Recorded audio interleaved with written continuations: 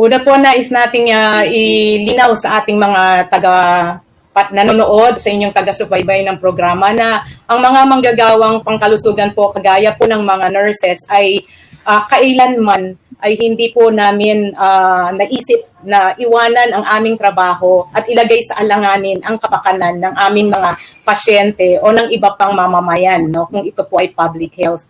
Lagi pong nandyan ang puso namin na tumulong, no. Sa katotohanan nga po, kami po ay nagkaroon po ng mga series na po ng pakikipag-usap o dialogue sa Department of Health, sa DBM, kahit po sa ating mga mambabatas, no. Sunod-sunod po ang aming ginawang table discussion.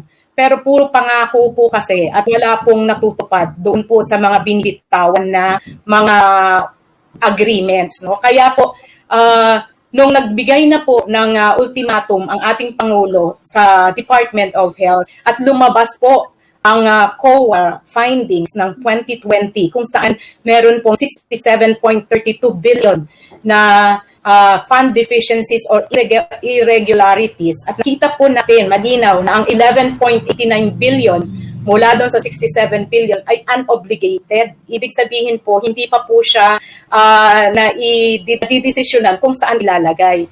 So, hindi ho pala usapin pera. Hindi ho pala usapin ang kawalang pondo kasi meron hong malaking pera ang national government para ipatupad ang karampatang mga benepisyo ng ating manggagawang pangkalusugan. Ikalawa po, nais po namin ipaalam sa ating mga nanonood ngayon na ang mga nurses po ay mayroon din pong mga pamilya sinusuportahan.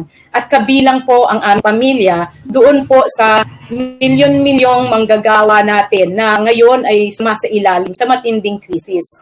Yun pong matatanggap sana na benepisyo mula sa Bayanihan 2 ay malaki na sanang tulong. No? Kung tutusin po, yung special risk allowance po na 5,000 per month, idinidivide pa po nila yan sa 22 days. Ang equivalent lamang po niyan ay 227 per day.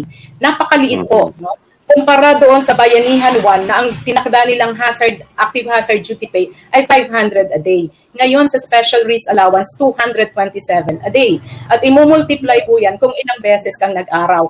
Ang kawawa po nating mga nurses at ibang health workers kapag nagkasakit ng COVID at kailangang mag-quarantine for 2 weeks, wala ho silang SRA. No? Kaya ito rin po yung masaklap. Tapos yung active hazard duty pay na 3,000 per month sa pampubliko naman po, ang equivalent lang po niyan pag dinivide sa 22 days ay 136 pesos a day.